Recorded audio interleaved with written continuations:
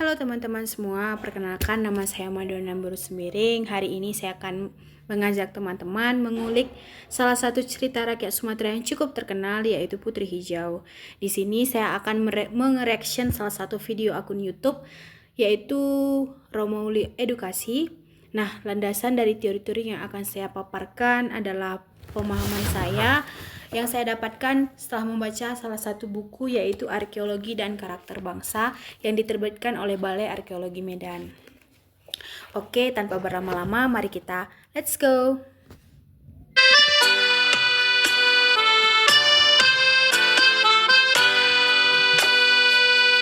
Legenda Putri Hijau. Legenda Putri Hijau yang berasal dari kerajaan Tanah Deli ini mengisahkan tentang seorang raja dari Aceh yang jatuh cinta pada seorang putri. Oke, di awal video saja kita sudah menemukan kekeliruan dari video ini bahwa dalam video ini menyatakan bahwa Putri Hijau ini berasal dari kerajaan Kesultanan Deli. Padahal kisah ini dari Putri Hijau ini sendiri berasal dari kerajaan Aru yang beristanakan di Deli Tua. Oke, lanjut lagi. Putri Hijau, ia anak seorang raja dari kerajaan Tanah Deli. Konon kerajaan ini wilayahnya dari Langkat hingga ke Riau. Saat ini sebutan Tanah Deli atau Sumatera Timur adalah wilayah Kota Medan dan Kabupaten Deli Serdang. Raja Tanah Deli memiliki 3 orang anak, yaitu Mambang Yajid, Putri Hijau, dan Mambang Kayali.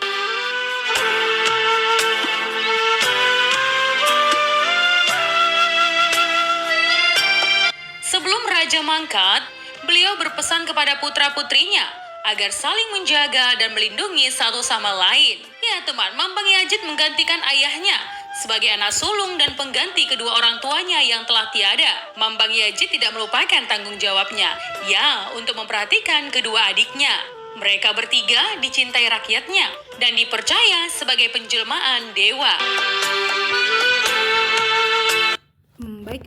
Mungkin ini adalah pertama kali saya mengetahui bahwa ketiga anak raja dari Raja Aru ini memiliki nama, karena dari beberapa buku yang saya baca dan video yang saya reaction bahwa tidak ada disebutkan nama-nama dari ketiga anak Raja Aru ini. Baiklah, kita lanjutkan lagi.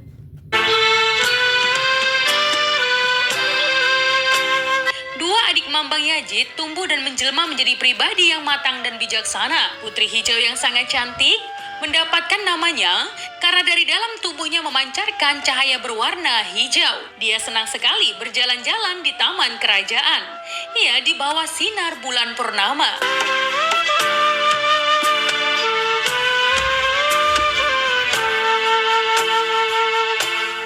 Cahaya hijau ini berpendar di langit hingga bisa terlihat sampai kerajaan di Aceh. Iya teman, Raja Aceh merasa heran dengan cahaya hijau itu. Kemudian menugaskan menterinya untuk mencari tahu dari mana cahaya itu. Setelah melakukan perjalanan panjang untuk memecahkan misteri berwarna hijau itu, Menteri Kerajaan memberitahu Raja Aceh bahwa cahaya hijau itu berasal dari tubuh seorang putri, adik dari Raja Tanah Deli yang terkenal arif dan bijaksana.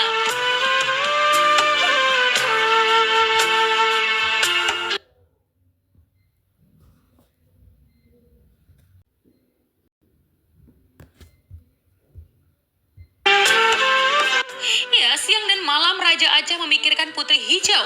Ia ingin sekali bertemu dan mempersuntingnya. Menteri Kerajaan dikirim kembali ke kerajaan Tanah Deli untuk meminang Putri Hijau.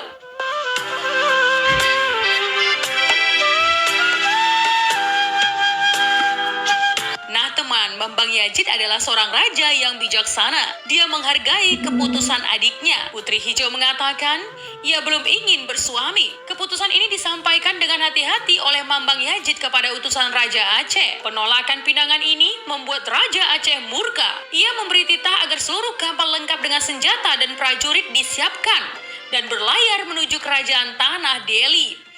Raja Aceh menitipkan pesan agar kerajaan Tanah Deli menyerahkan Putri Hijau. Jika tidak, maka perang adalah jalan yang akan ditempuh.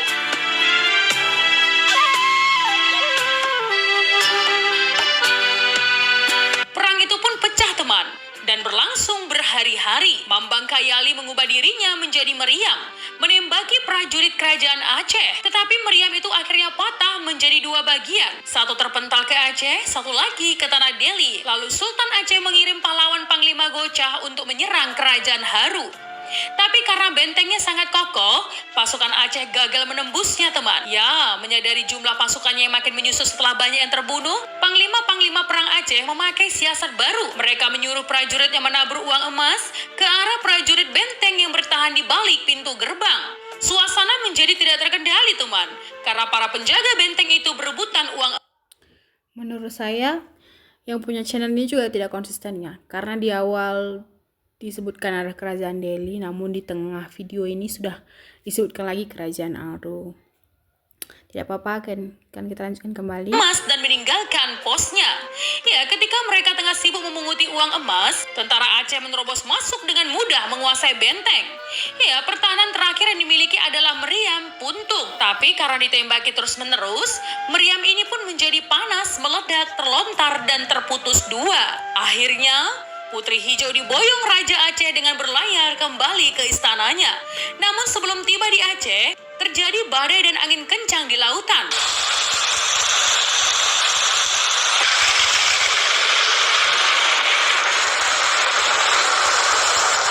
Dan sang Putri Hijau dibawa oleh kakaknya di atas punggungnya, yang telah berubah menjadi ular yang sangat besar.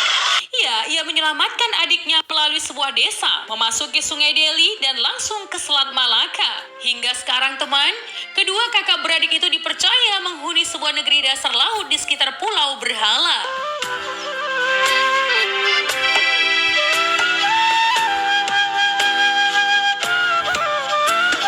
Nah, teman, dikisahkan dalam legenda hikayat Putri Hijau, meriam puntung atau meriam buntung dalam bahasa Karo adalah penjelmaan dari adik Putri Hijau dari kerajaan Haru yang memerintah sekitar tahun 1594. Meriam puntung ini, teman, berada di dalam kompleks Istana Maimun, Medan, dan kerap diziarahi warga.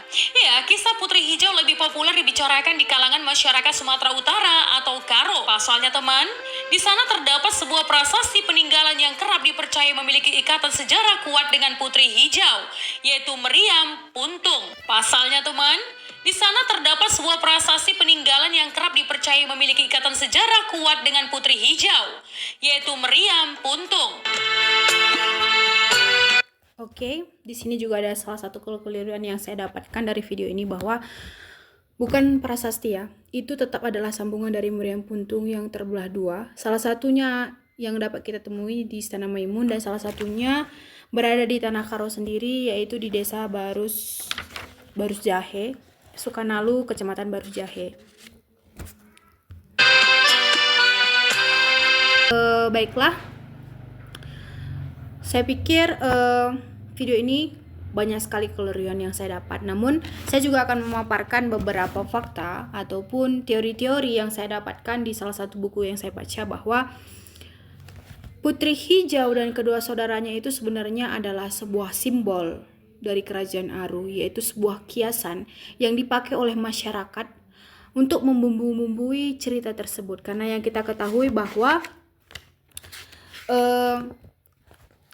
cerita lisan itu berpindah dari mulut ke satu mulut, tentu saja ada penambahan bumbu-bumbu agar semakin dramatis.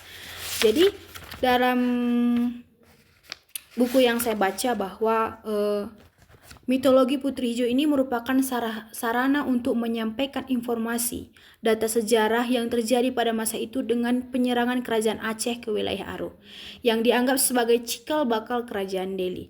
Beberapa asumsi yang disepakati antara lain adalah ada beberapa asumsi yang dari cerita Putri Hijau ini memang bisa diterima oleh sejarawan, yaitu yang pertama itu telah terjadi penyerangan yang dilakukan oleh kerajaan Aceh ke wilayah kerajaan Aru. Hal itu memang benar-benar terjadi, teman-teman, yang akhirnya dimenangkan oleh Aceh sehingga kerajaan Aru mengalami keruntuhan. Yang kedua adalah adanya meriam puntung yang hingga saat ini masih tersimpan di Istana Maimun, dan salah satu pecahannya itu dapat kita temui di Tanah Karo. Yang ketiga adalah adanya tokoh Putri Hijau, dan keempat adalah keberadaan naga Simangumbos yang oleh sebagian ahli dianggap sebagai sebuah perahu dengan bentuk bagian depannya berupa naga. Baik, jadi ada juga mitos, ada juga fakta atau analisa argumen dari salah satu penulis yang mengatakan bahwa mitos yang telah menyatakan Putri Hijau bersaudara dengan naga dan meriam puntung bertujuan untuk mengukuhkan keberadaan kerajaan Aru.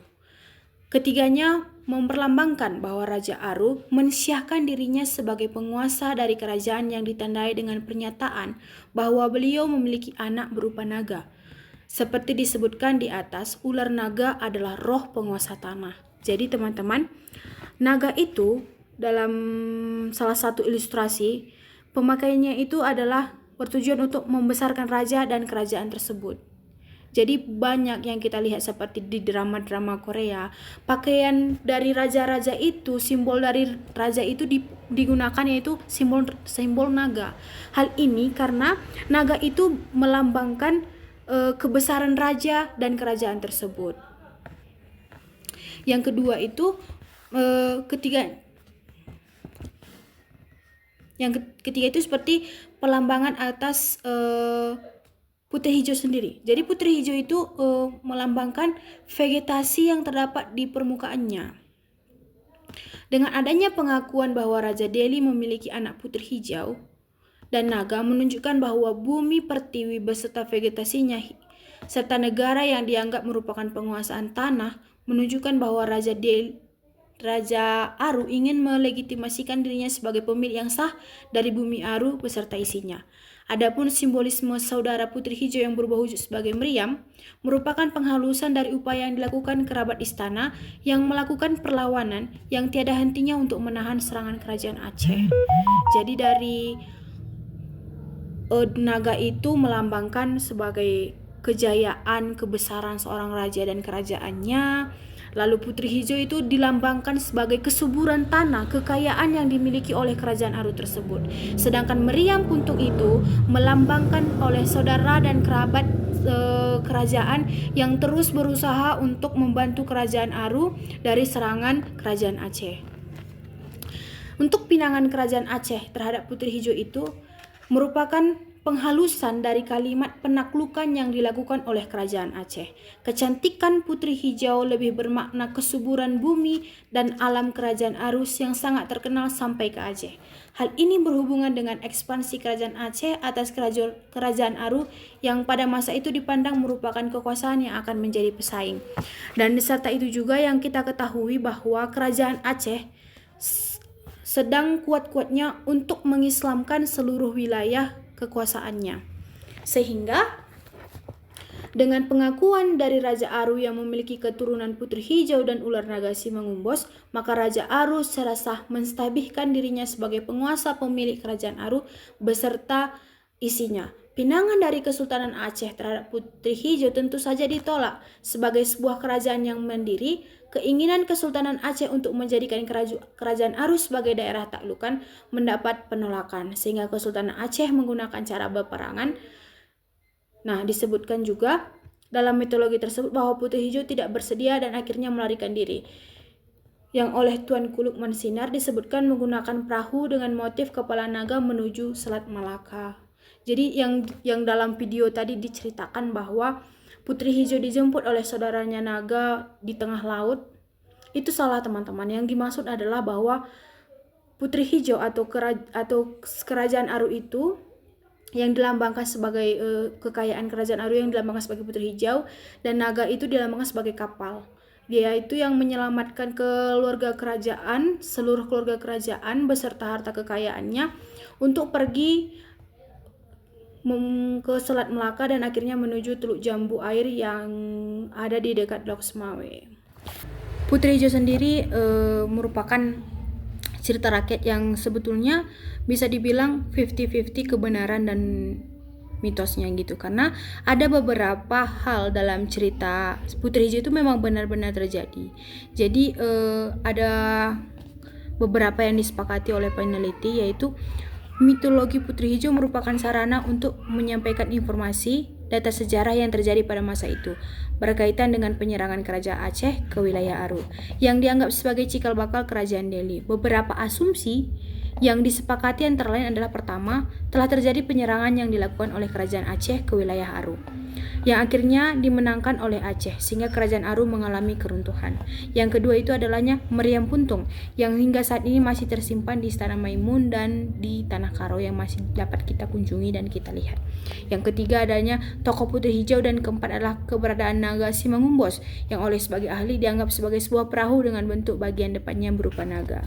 Jadi teman-teman, pada abad ke-3 sampai abad ke-7 bahwa simbol dari naga itu sendiri adalah bisa dikaitkan sebagai simbol kebesaran raja dan kerajaan tersebut.